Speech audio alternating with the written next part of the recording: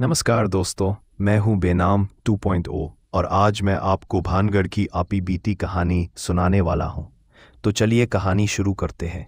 मेरा नाम आर्यन है और मैं भूतों में विश्वास नहीं करता था, या यूं कहूं कि उस रात से पहले नहीं करता था।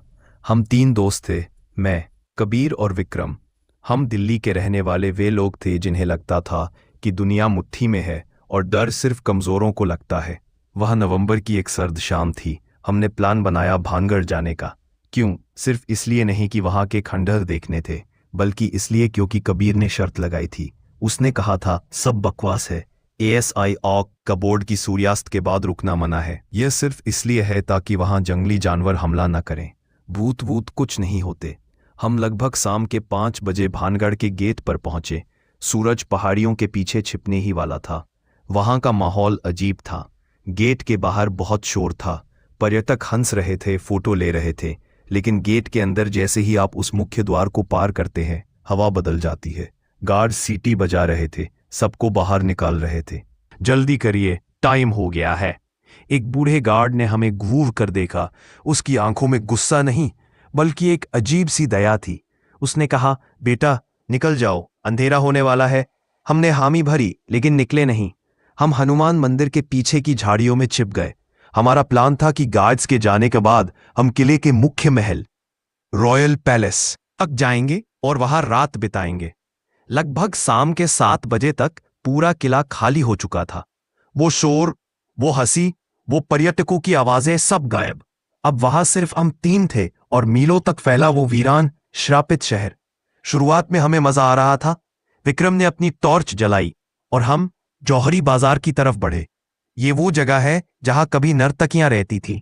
दोनों तरफ टूटी हुई दुकानें, बिना छत के मकान। अचानक कबीर रुका। तुझे वो खुशबू आ रही है? उसने पूछा। मैंने हवा में सूंघा। वहां सिर्फ धूल और पुरानी ईंटों की गंध होनी चाहिए थी, लेकिन नहीं, वहां एक बहुत ही तेज मीठी गंध थी। केवड़े और इत्र की खुशबू, इतनी तेज कि सर चकरा जाए। विक्रम हंसा। अरे किसी टूरिस्ट ने परफ्यूम गिरा दिया होगा।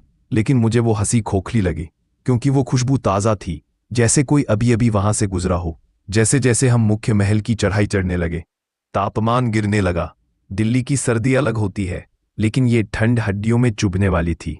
ऐसा लग रहा था जैसे हम किसी फ्रीजर के अंदर चल रहे हैं। और सबसे अजीब बात, सन्नाटा।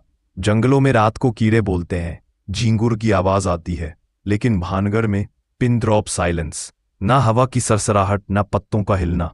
ऐसा लग रहा था जैसे वक्त वहां जम गया हो। रात के 10 बजे हम महल के सबसे ऊपरी हिस्से पर पहुंचे। वहां से पूरा खंडहर दिखता था। चांद की रोशनी में वो टूटी हुई दीवारें ऐसी लग रही थीं जैसे कंकाल हों। हमने वहां बैठकर बियर की बोतलें खोली, डर को भगाने की कोशिश। तभी विक्रम का फोन बजा। हम चौंक गए। इस सन्नाटे में वो रिंगटोन किसी धमाके जैसी लगी।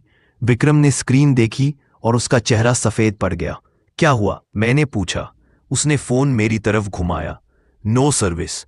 तो फिर ये रिंग कैसे हो रहा है? कबीर चिल्लाया। विक्रम ने कांपते हाथों से फोन उठाया। दूसरी तरफ से कोई आवाज नहीं आई, सिर्फ सांस लेने की आवाज। गहरी भारी सांसें और फिर एक घुंघरू की छन छन। विक्रम ने फोन फेंक दिया। चलो यहां से, मैंने कहा। मेरी आवाज कांप रही थी। ये जगह सही नहीं है। लेकिन कबीर अपनी जगह से हिल नहीं रहा था। वो एकटक नीचे अंधेरे बावड़ी की तरफ देख रहा था। कबीर?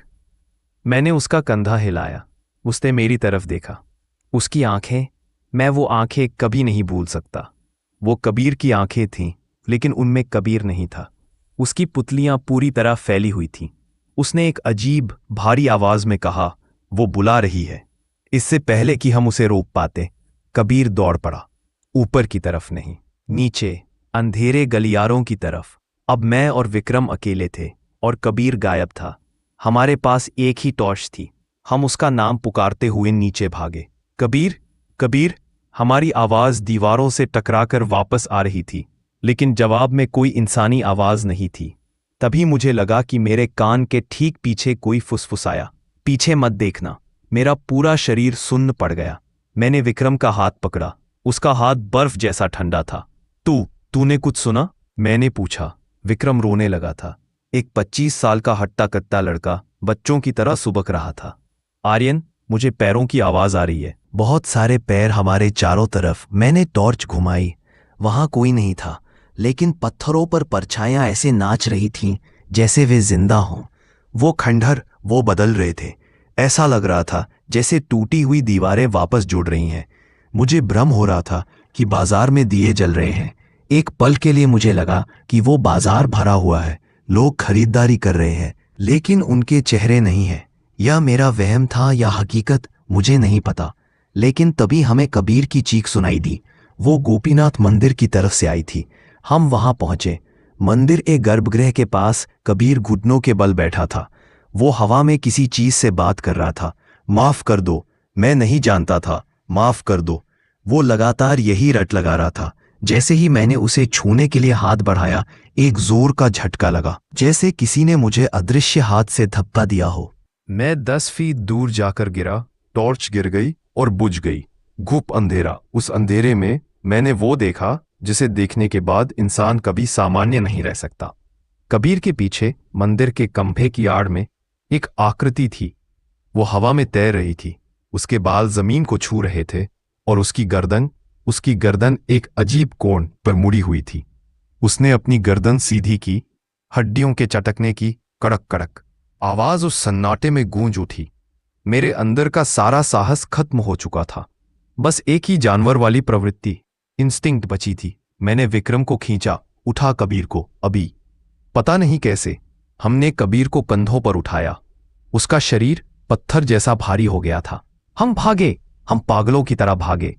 कांटों से हमारे कपड़े पट गए, पत्थरों से पैर लहूलुहान हो गए, लेकिन हम रुके नहीं। पीछे से आवाजें आ रही थी। अब वो घुंघरू नहीं थे, अब वो गुस्सा था। ऐसा लग रहा था जैसे सैकड़ों लोग हमारे पीछे दौड़ रहे हैं, चिल्ला रहे हैं, एक ऐसी भाषा में जो समझ नहीं आ रही थी, लेकिन जिसका मकसद साफ था, हमें जाने नहीं देना। हवा में इत्र की खुशबू अब सड़े हुए मांस की बदबू में बदल चुकी थी।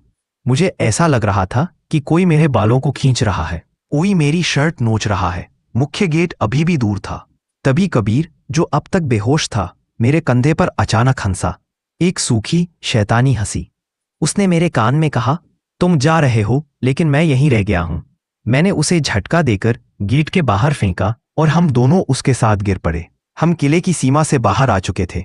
जैसे ही हम बाहर गिरे, अंदर का शोर बंद हो गया। अचानक से वही सन्नाटा, बस सड़क पर जलती हुई पीली स्ट्रीट लाइट और हमारी उखड़ती हुई सांसें। निष्कर्ष जो लौट कर नहीं आया। हम गाड़ी में कैसे बैठे, कैसे दिल्ली पहुंचे, मुझे कुछ याद नहीं। मुझे बस याद है कि विक्रम गाड़ी चला रहा था और हम तीनों में से कोई एक शब्द नहीं बोला। आज उस बात को 3 साल हो गए हैं। शारीरिक रूप से हम तीनों वापस आ गए, लेकिन मानसिक रूप से मुझे नहीं पता। कबीर अब वो कबीर नहीं रहा। वो अब अंधेरे कमरों में बैठता है। वो आईने में नहीं देखता। वो कहता है कि जब वो आईने में देखता है तो उसे अपनी परछाई के पीछे कोई और खड़ा दिखता है, जिसकी गर्दन मुड़ी हुई है। और मैं अब इत्र की खुशबू बर्दाश्त नहीं कर पाता। और कभी कभी जब मैं रात को अपने कमरे में अकेला होता हूं, तो मुझे लगता है कि मेरे बिस्तर के नीचे से वही इत्र और सड़े हुए मांस की मिलीजुली गंध आ रही है। भानगढ़ का किला खाली है, ऐसा लोग कहते हैं, लेकिन वो खाली नहीं है। वो इंतजार करता है, और हम वहां का एक हिस्सा अपने साथ ले आए हैं। अगर कभी वहां जाओ तो सूरज ढलने का इंतजार मत करना, क्योंकि कुछ दरवाजे खुलने के बाद कभी बंद नहीं होते। अगर आपको ये कहानी अच्छी लगी तो वीडियो को लाइक करें, और हाँ, कमेंट करके बताएं आपको अब किस जगह की कहानी सुननी है। और अगर आपको हमारी मेहनत अच्छी लगी हो तो सब्सक्राइब ज़रूर कर दें, ताकि आपको हमारी सारी वीडियो का नोटिफिकेशन मिल सके। तब तक के लिए जय हिंद, जय भारत।